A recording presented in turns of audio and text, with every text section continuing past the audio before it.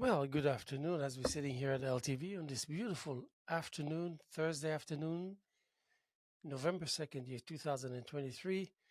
Um, um, we actually completed hanging the show for the month of November. I'll give you some information very shortly. But of course, not to fail to mention the contribution by Fraser Dougherty and Francis Ann, and of course, the likes of you out there.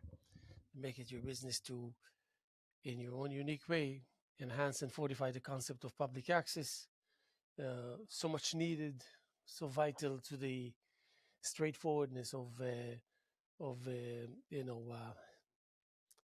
simple, effective thinking pattern and common sense and logic and hoping that at the end goodness will prevail and will carry on this vessel into the known of the unknown and the unknown of the known. Like I today spoke of the where with my friend joke. I might have Steve Ram join us very soon. I told him I'm starting the show. If you want to come, just come. Open the door. You don't have to. You don't even have to knock. But um, of course, the line of 26 years worth of group archers here out of LTV is something that really adds, I would say, to say the least, a um, a special uh,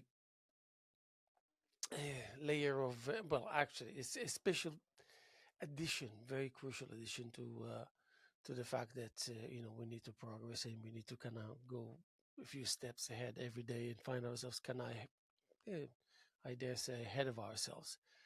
So we can kind of turn around at some point and greet ourselves coming into the immediate future, which is the ongoing past, which is the ongoing present. And how did I get to that from public access? I always use that as a point of reference. And when I want to go to the, for, for more reasons than one, and for more ways than one, it is like a fantasy of some sort, something imaginary that you can capture and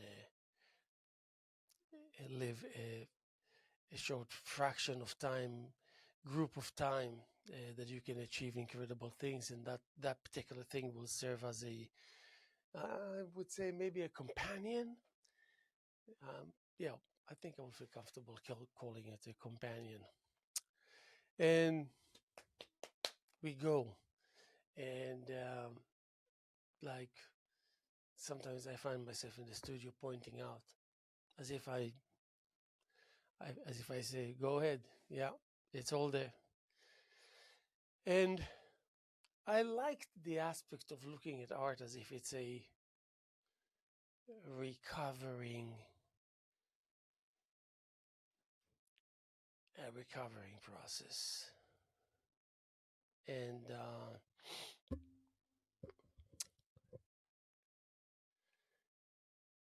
but still get even if one were to accept that actually art is all about recovering, that means revealing that which exists, and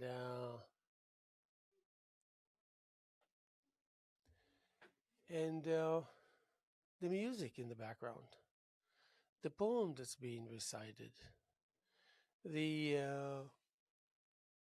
I would say I don't know, I shouldn't even say the new outlook, but the um,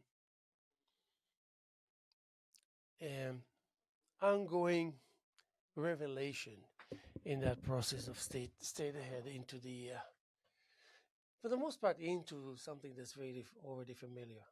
You paint paintings, and then every time you start a painting, it can be number 5 or number 500.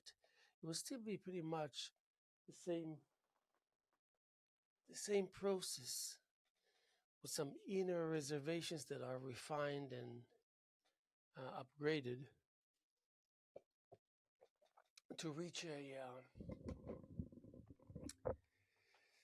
a device that has a soul, that can function and operate as a generous entity that is tolerable, tolerable, and therefore,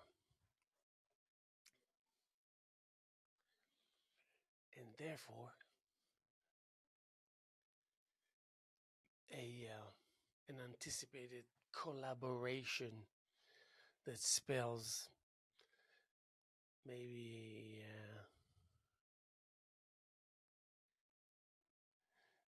the easierness that suddenly becomes an issue. So you have to know more about that, which makes things easy. Yeah, because artists, they don't find. I mean, they're not looking too much for shortcuts. I mean, we want to find shortcuts if we're, like, let's say, stuck in traffic. So on the way to the studio, I would choose every shortcut that I. Well, of course, once we enter the studio, we want to take the long way. We want to dig deep, and we want to force the reality in the surface with this kind of our logic, our, I don't even know how to say it.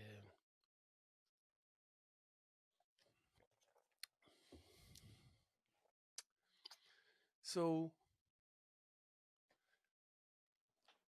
uh, you dig out of that which was written, you dig out of that which was painted, you dig out of that which was performed and played, and you bring it to its initial state of preparedness, and you get the whole composition all intact, and you say to yourself, well, yeah, from beginning to end, one and the same. But not because we want to use that which is cliche in order to gain proximity to avant-garde and freestyle and, you know, and more of that, but with different aims. uh, like, for example, surrealism, like surreal. I remember when I was living in Paris many, many years ago, that word was very magical. And I always had very much affection to the word surreal, whatever. So you're telling yourself, okay, maybe now I'm going to give myself a break where I can say, you know what, I'll put the greats, the greats of 2 decades ago, and with all due respect, and then introduce into the now a I won't say new age or new anything. I will present to that immediate moment options, even though it already has options. But it's always good to have more options than less options. But in the studio, one can make sense of it because one acts upon it. Once you want, and you can and capable, and most probably you will, you can donate a line, a structure, a color to the surface, and then you're going to be also the one that removes the line because it's possible, because your artistic promise dictates the right of for you to remove and to imply and to apply. So the end result of give and take, where you would really be surprised all the time. Probably you are already all the time. And you will know why, and you will know how come. Maybe we already are, but we don't really know that these are the titles, and these are the names, and these are. we want to think about the love. We want to think about the give and take will be more like give and give, and take and take will be more like have and have, and almost like I was thinking about if I was to interpret it, and I'm not shy when it comes to me playing, but it's almost like uh, creating the now is the early stages. Let's just say that we are outside the game, and now we want to kind of define the game while we are actually inside, but part of us is outside in order to be able to orchestrate this kind of approach. So it's like you and the drum set, you and the snare drum and the tom number one and two and floor and ride and a decent crash cymbal and then hi-hat. So you're thinking like, oh my God, this is going to be 14, 14, 15, 16, 18, 22.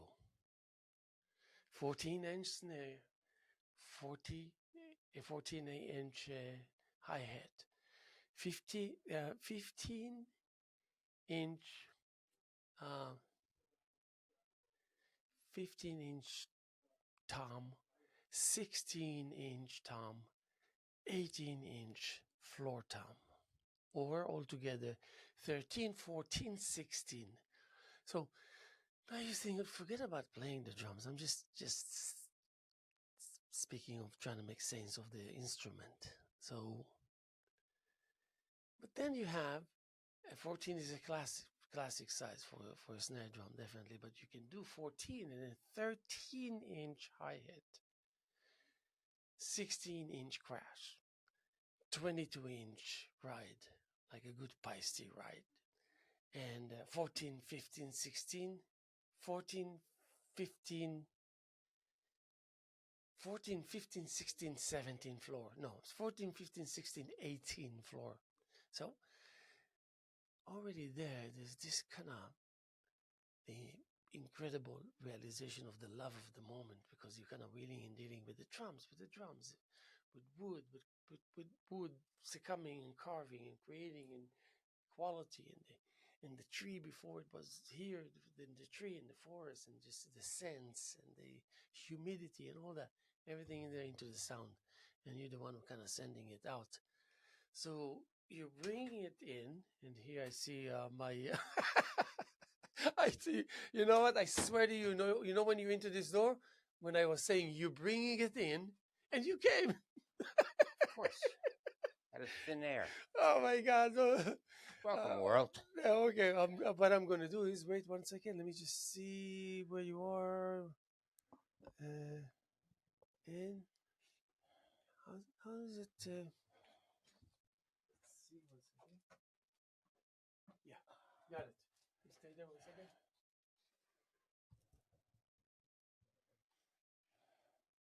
Much better when I'm not on the screen.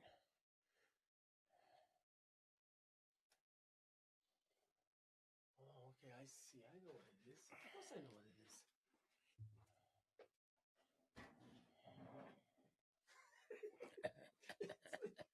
Okay, that's good.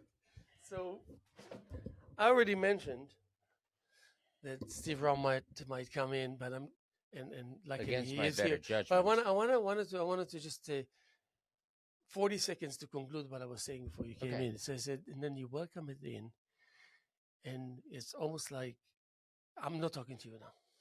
It's almost like you. I'm not here. You are, yeah. It's almost like you call it in. Now you bring it in. You bring it in. Actually, you have to. It depends where you're standing in that particular moment. So it can be literally you pulling it, but you're actually pushing it out, and you're pulling it, you're actually pulling it in. But it always goes to the second chakra, and the second chakra, it doesn't stay there. It kind of runs down and it goes down and compresses itself.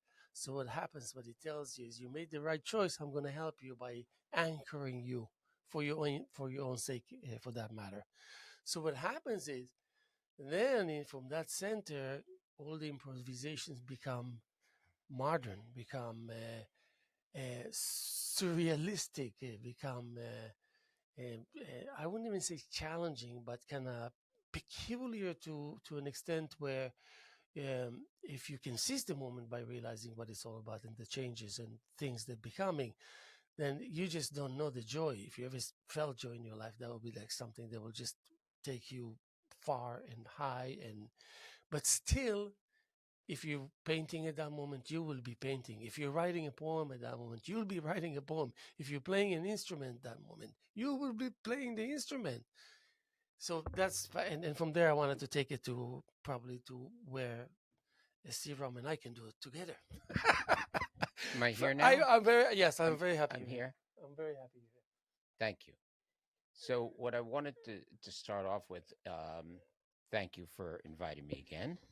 And I wanted to say that anybody that wanted to buy one of my large landscapes, um, considering the value of the dollar today and what it's worth today compared to what it was worth 15 or 20 years ago, I hope you're if not going to try and sell my painting. no.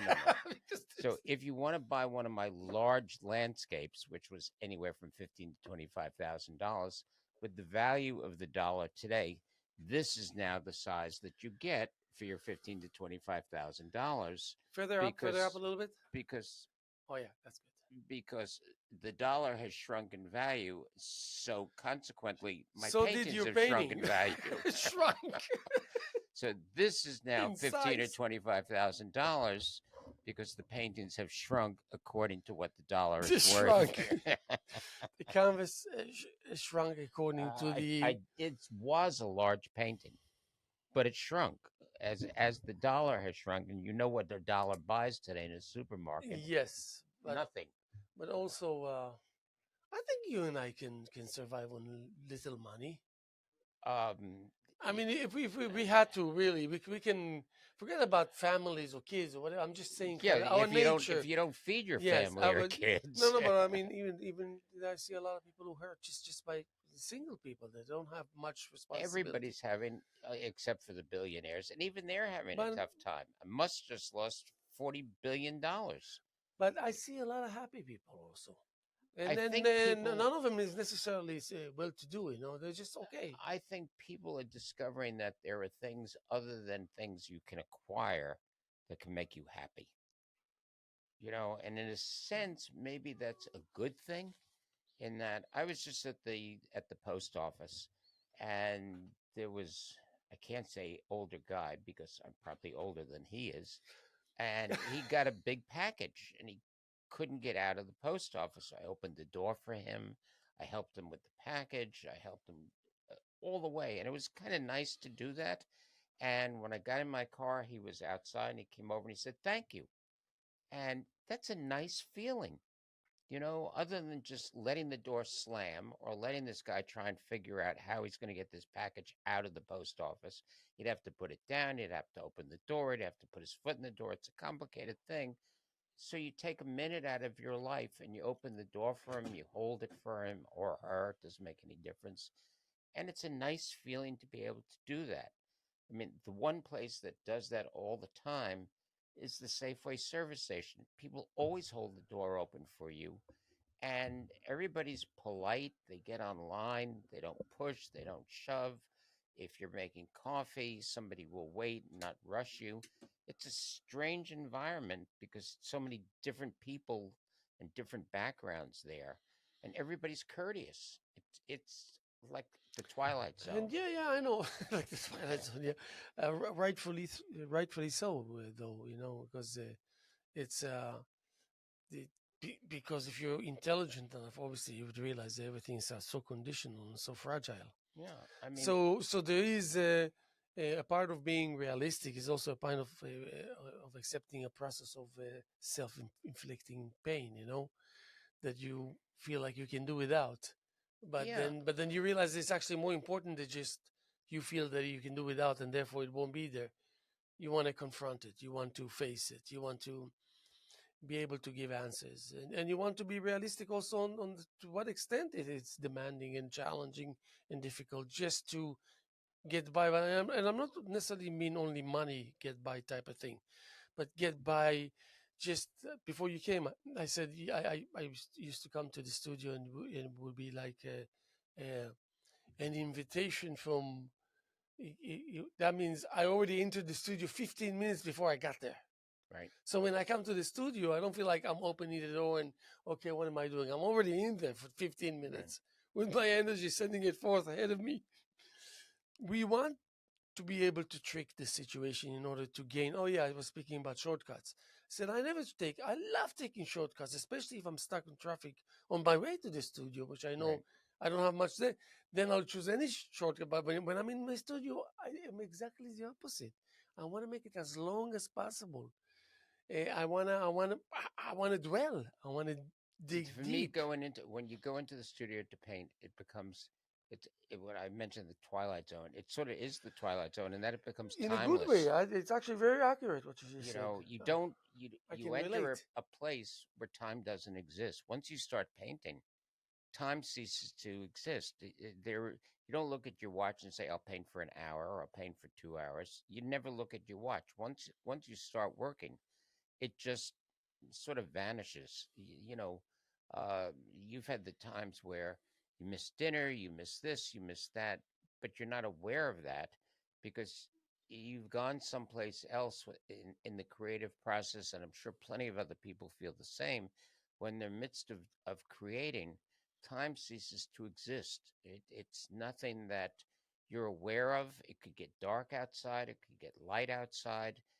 Your mind is either on the canvas or on the sculpture, whatever it is, and that's where your focus is. Nothing else enters it. Phone doesn't ring. There's no phone in the studio.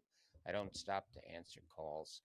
You You're, never answer his phone anyway. What are you you know, talking about? This my is not. phones don't work as is. I mean, it was a nightmare the other day I. or night, and um, I've never been in the studio where I've been aware when I'm working of time. It's a luxury to Yeah. be able to do that. Yeah.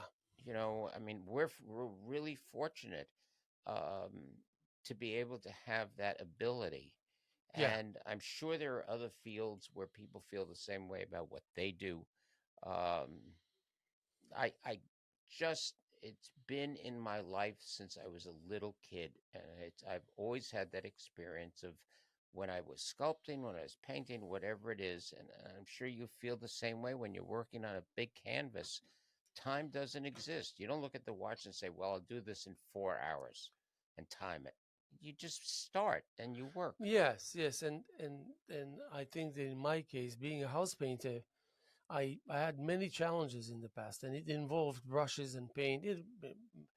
Artistic as it could have been, but pigments, primers, tinting primers, introducing myself to maybe some people want my opinion about colors, so suddenly you feel like you're an artist anyway, even if you're not. But also application, like let's say, I remember the first time that I did 30 by 40, 48 by 30. I bought it from the Golden Eagle, and it looked really big, and I felt like not what am I going to paint on it. I was asking, man, how much there is to do to fill this thing, to complete this thing, to conquer it.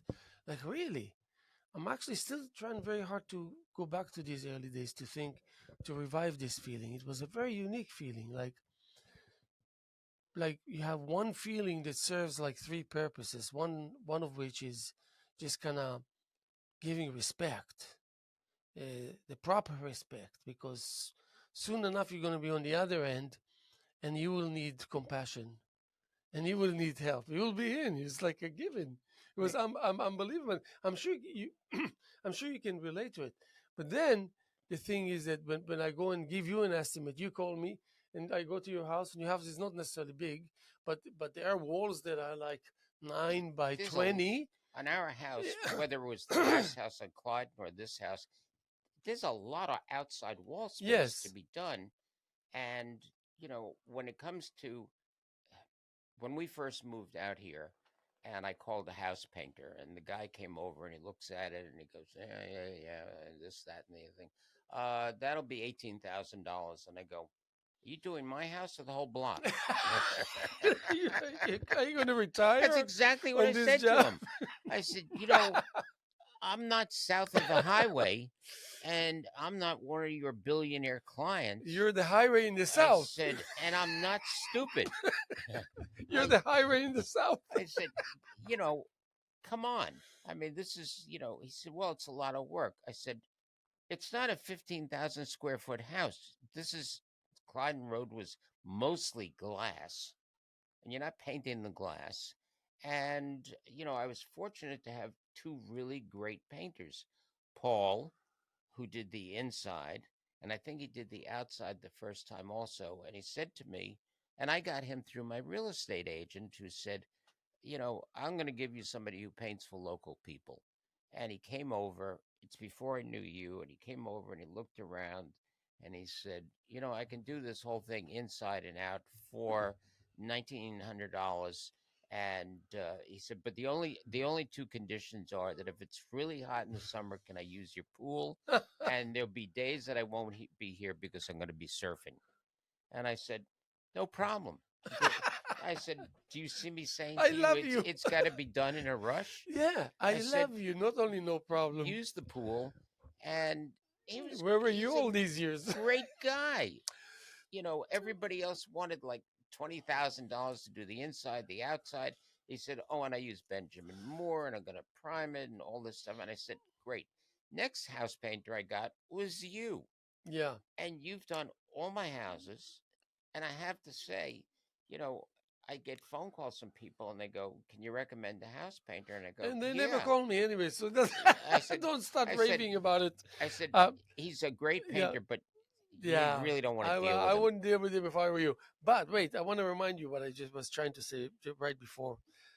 So I give an estimate to a person, and what there's one. Let's just say there's one section. Usually the walls are 9 by 40 by 30 by 25 feet long.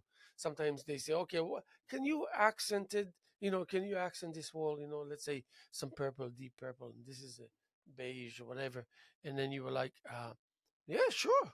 You don't even stop to think about. Wait a second, this is big. This is that. And sometimes you get, like, for example, here at LTV in the main Studio 3, there's a wall that's 40 by 40, okay? 40 wide, 40 high. And it takes with a double roller, I think it's with the 16-inch, whatever, no, 20-inch, whatever roller, you would dump 4 gallons to give it one coat. Yeah. Okay, and I did that, Right. and we filmed it, by the way. Right. So I say, so here I'm facing the canvas, and it's like 4 feet by little shy of 3 feet, okay? And it's intimidating me because of the obvious reasons. We're not going to go over it. It's just waste of time.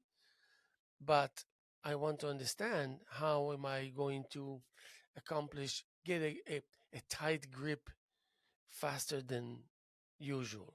Like, it's got to happen. Certain things you admit that you have to make happen fast, because the essence of it all will be there. At some point you're going to have to tackle it, and at some point you're going to be asked the questions and give the answers, no matter what style you choose, no matter what tactics or technique is introduced here.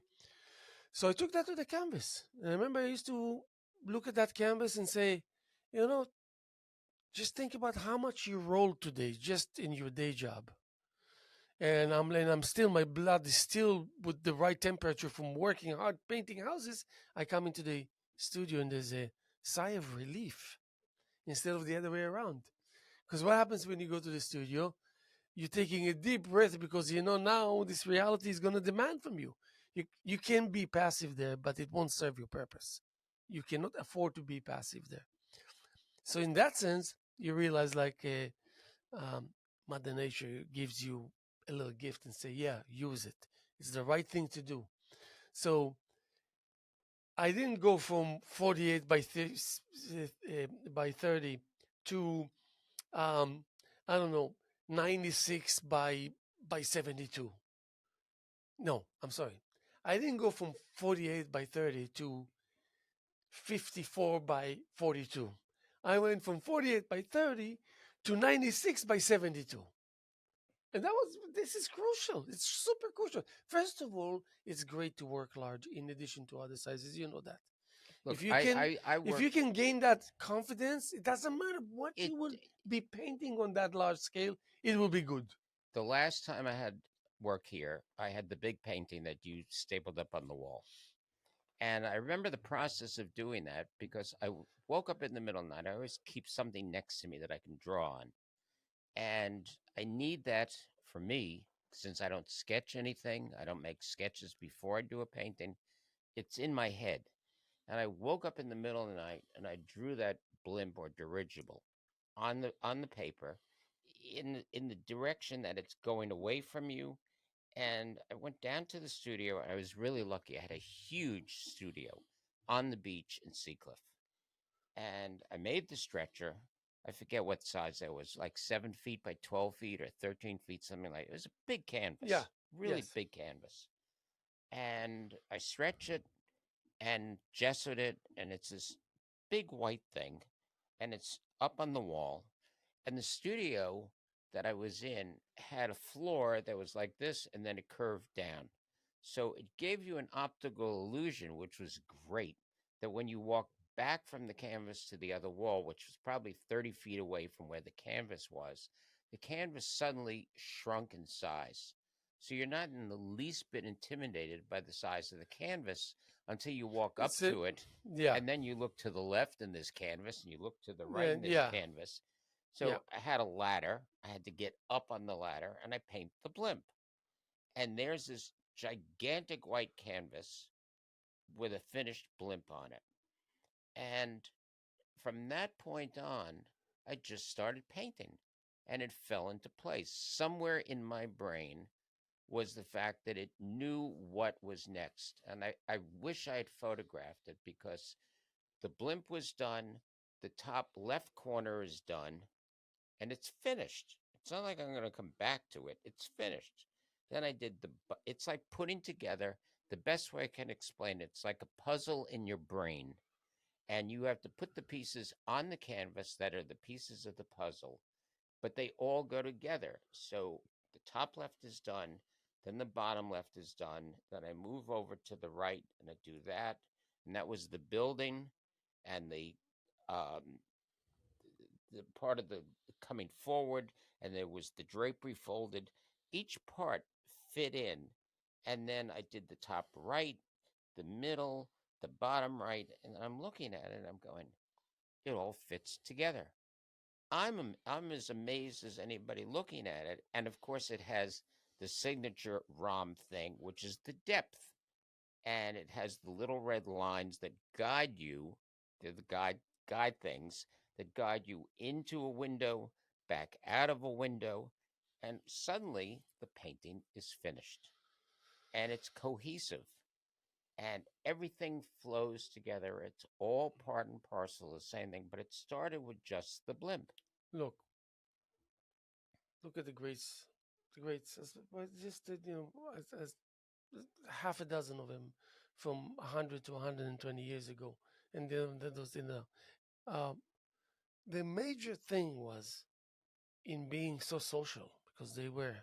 I don't know how they managed to be so social in times of like the 40s or the 50s, New York City. Yeah, I mean, yeah, I can see it. Yeah, but I mean, it wasn't like today. These things are easier. I went to Marshall's the other day and I bought art supplies that will make your ears stand. And every time I go in, I buy whatever. If I want to buy a pair of boots or a T-shirt, I will always go and buy some art. I bought $45 worth of supplies. At Marshall's over here, they have Yes, art supplies. they have various. I shouldn't tell you about it because then you'll ruin it for me. I won't There's ruin a it for you. chef. I just take the rest of the stuff. There's just a shelf somewhere hidden there Yeah, that has some notebooks and this and that, and has some watercolors, this, that, markers, beautiful combinations, fine tips and double tips and whatever. Really good. A for kids. B, I know I cannot go wrong buying art supplies. I could just not right. go wrong. And this is $500. You would have to pay otherwise. Right. So good. So I in the grades, what was the thing that they shared the most? They all really were yearning for breakthroughs Right.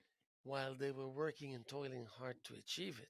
It wasn't like, oh, let's get drunk and give me five, or oh, you paint this painting of yours is great. No, they're just like freaking serious individuals, even though they might come across as losers, but they're serious. You and I know that.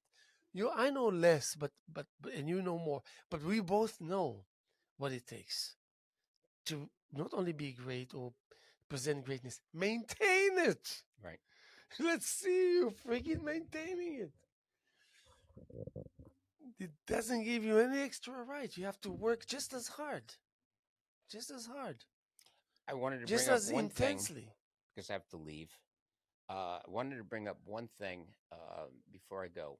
November 7th is an election in East Hampton, um, Next Tuesday, yeah? next Tuesday. And part of it is that there are three candidates who are running for office who support the wind turbine project strongly. And let me just say one thing about the wind turbine project. And if anybody has any further information, disagrees with me, etc., Are you opening something please. political now? No, I'm going to point out something that affects all of us. You, me, everybody that lives in East Hampton, Wainscott, etc. that's part of East Hampton has to know this because it's going to affect your life and my life and everybody else's life. Um, this election coming up. The company that's allegedly building the wind turbines here has just withdrawn from two wind turbine projects in New Jersey. They took a $4 billion hit in stopping the project in New Jersey. Two projects off of Massachusetts, not Orsted. Orsted's the one that's supposedly building our wind turbine project. Two companies off of Massachusetts have abandoned the project and left. I don't know who they have filling in. Our project here was supposed to be up and running by the end of this year. The wind turbines have not been built. If anybody knows that they've been built or knows anything about it, I would really like to know that. The only thing I know that's been put in are the concrete blocks in the ocean. The environmental impact of these wind turbines is disastrous, absolutely disastrous for birds and bats. Bats in an hour eat 1,000 insects. Out west, there is now a $30,000 fee for killing bald eagles. So many of them have been killed.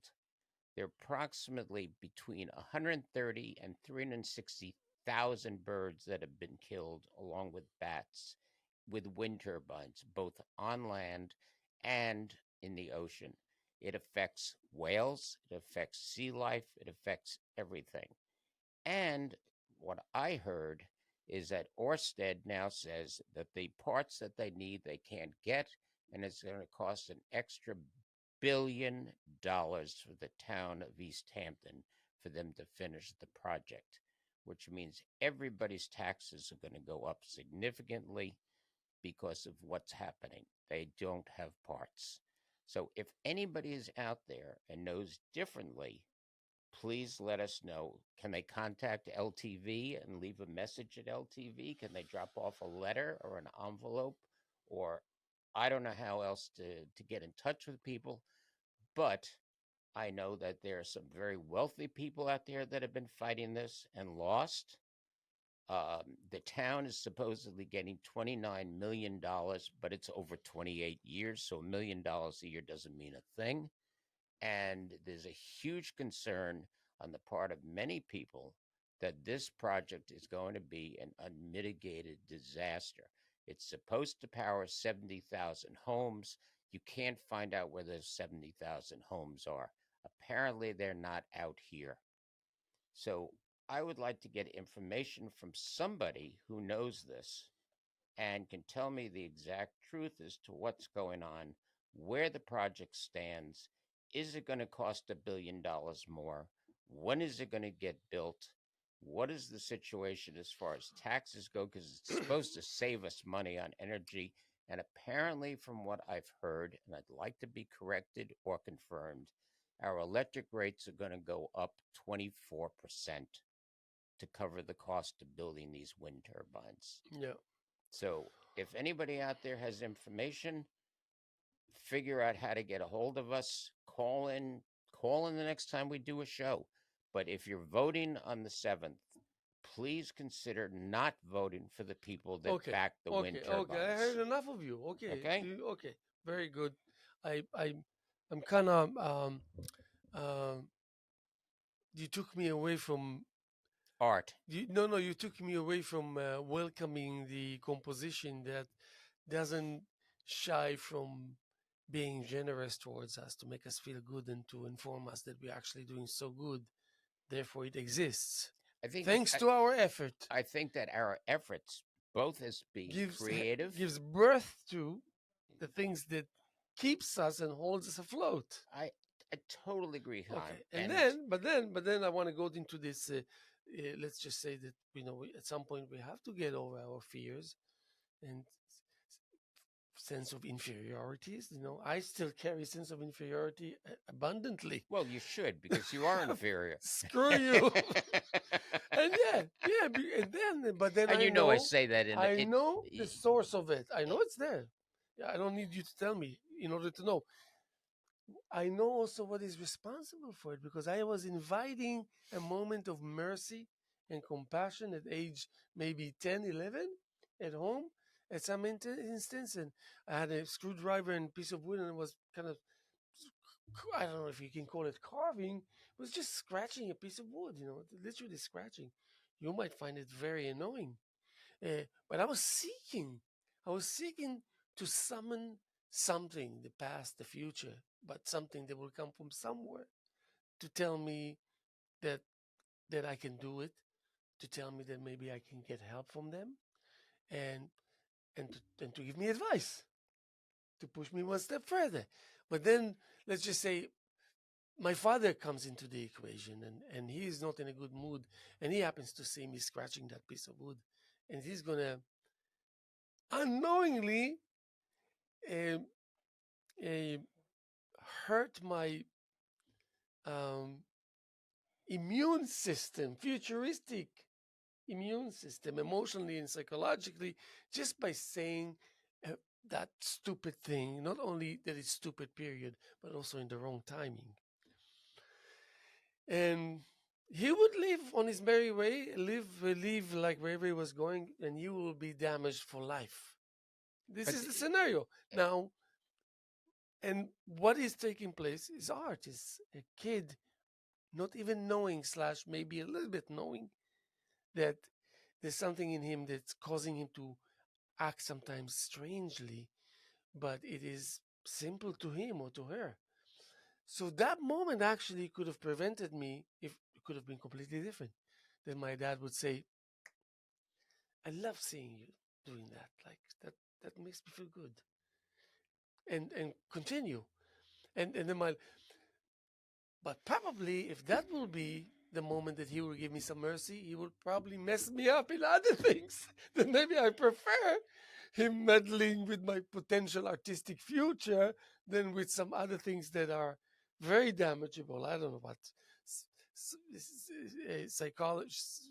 psychologically and whatnot. But I know where it's coming from, that self sensation of inferiority, even though I know very well that I have no reason to even contemplate that that's a possibility. But before I go, let me say one thing. The show is done in 5 minutes, so we're going to following finish up with anyway what you together. said. Every artist, whether they're a writer, painter, sculptor, whatever it is that is in a creative vein, in order to function, in order to grow, in order to develop, you have to take in information constantly. Everything that happens to you in life, good or bad, affects your creative sensibility, and it comes out in what you produce. There's a lot of negative stuff out there. There's a lot of negative stuff happening. There's a lot of positive stuff in your life that you have every day. You have your kids. That's an immense positive um, form of energy that you absorb every day. I hear it in your voice. I hear it when I speak to you and you go, I'm doing this with my kids. That's real positive energy. That, in a lot of way, cancels out the negative energy because there's a lot of negative energy in your life. Things are hard. We all are leading a harder life than we ever did or ever expected to 10 years ago, 15 years ago. So you take all of that in, you balance it out, and in a very subconscious way, you process it, you put it into certain parts of your head, and when you go to paint, it affects what you're painting. It may affect you in a negative way in that your canvases or your sculptures or whatever, or your books or whatever it is becomes darker because the negativity starts to overwhelm the positivity. That's fine. Doing paintings or whatever the creative process is, being on the darker side is fine. It's getting out your emotions that are in your head onto a surface that people see. And whether it's joyful or not joyful, it's what's inside your head that you've absorbed that comes back out. And the only thing that affects an artist in a negative way is if they don't take the information that's fed to them regularly, whether it's from watching television, from talking to their friends, whatever the input is. If they don't take that into their heads as part of their life and they ignore that, then they're in a void, a vacuum, and they can't move ahead. Your work's changed drastically. My work has changed drastically. What Uh, work? my Sorry. big canvas that shrunk. Sorry. I hereby apologize officially. I didn't mean that. But And what paintings are you talking the one that I'm working on right now for your Oh, show yeah. Can you give us is a hint? very different. Give us a hint. Come on. You are gonna be No, I don't want you to tell me how surprised I'm going to be. Give us a hint. Color, composition, a little bit. Just 5 seconds. none of the above. What? No color? No color. Okay. No painting. Oh, there's a painting. No painting. Okay. It's gonna be you. You're gonna have something for the show that's different. I have to change. I want to do something different, and I'm in the process of doing something really different. Good. So it it took a lot of thinking about how I wanted to do this for your show. What I wanted to do was something different that I haven't done, and that's what you're going to have is something different. I really don't care whether people like it or don't like it. I never think about whether people are going to like. I never paint to get the applause of my audience. Sometimes it's great to put something up that people really hate because it's just as valid emotion Yes. as saying, "Oh, I love that." Yes. I'd like to have people say, "I really hate that." Why? People always ask me, "What do you mean by your paintings?" And my answer is, "What do you think it means?" Yeah. You interpret it. My I'm not answer going to will be, what interpret. is it your You business? know. Anyway, like, I So did the painting. I need to do the interpretation. Are you crazy? I don't give anybody answers. No, It's up to them to interpret it. like Two like different people looking my at this. my answer will be, don't you think I did enough already? Yeah, my job is to do the painting. Your job as Yeah, a viewer is yeah, to interpret it. yeah. You Two want? different people don't see the same thing. That's fine. How about you make a comment on some on some intelligent basis, and then I'll just follow with a comment, but not before you make a comment. And sometimes I'm really surprised at what people see. Well, how about sharing with that potential person that and saying, if I was to come to your show and you were to ask me, would I ever ask you a question like this? My answer would probably be, heck no. I would say, I would come to you, for example, and say, there's something very powderish um, in your pigment, and immediately you will say, this guy knows what he's talking about. And I don't think you're not gonna come across and say, how did you know that this is what I do? I said, no, this is already affecting the result. I don't think there's ever been a time where I've looked at one of your pieces and said to you, "What does this mean?" No.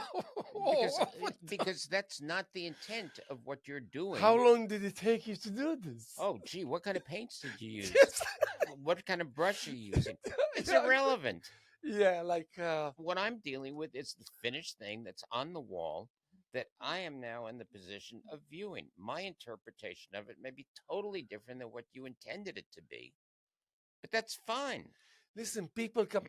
The person who wrote the most beautiful things about me and my show, the huge show in large scale in Jerusalem, really, really wrote a wonderful story.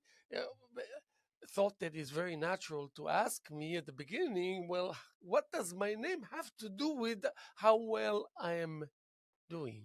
So that means he was trying to tell me that I appreciate you a great deal being able to get to where you are now while your name is Haim Mizrahi, which in Israel would be like a connotation, like Haim. You wouldn't imagine an artist. That's the way I was thinking. So I'm looking at him and I thought to myself, he is a serious writer and he's an art critic, really for real. So how about I'll just give him the credit to that, and that will be enough to dissipate any potential anger or wondering that will cause me to say something stupid, and then I'm going to lose him altogether. You know, you Let him place his opinion, and then later on, at some point, you approach him and say, you, "What's with the comment?" you just brought up a term, and I don't know how close we are to the end of the show. I was going to be here 15 minutes. Obviously, that changed. Um, you just brought up the term art critic. Now, personally, Art critically. I think that art critics, like movie critics, have no concept whatsoever, of what they're looking at. I think the concept of criticizing somebody's art or reviewing somebody's But art, listen, we have only 4 minutes, but can't we talk about those critics that are really good critics? Forget about now, those that know instantly all about you. Really, they know how they feel about you and your work and all this, and they can write at any given far and time far something and few, pretty accurate. far and few between. But that little bit is incredible. And I was telling you about someone that actually I that was one of them. He was one of those that when Janet Lear read the story that he wrote about me, he rode his bike from Jerusalem to Old Jaffa. It's not long; it's like 45 miles, but he did it. And and he called me and he said, "I'm stuck in traffic with a bicycle." Anyway, he was trying to make it fair. I don't know who the art critic is for the East Hampton Star, but I will say that when whoever the person was that wrote the article about our business, about what we were doing, really was spot on. They really understood it. They really grasped it. They did a great.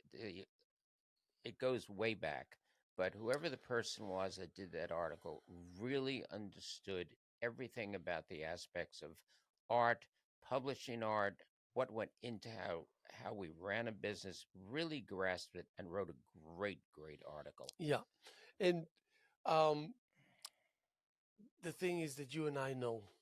We know what it takes. We know what level of seriousness. You know how nothing is a given. Nothing will happen on its own. So even if it's the feeling that you find more than one thing important in the aspect of being that busy in the zone of creativity, you will cater to all. You know that you have no choice.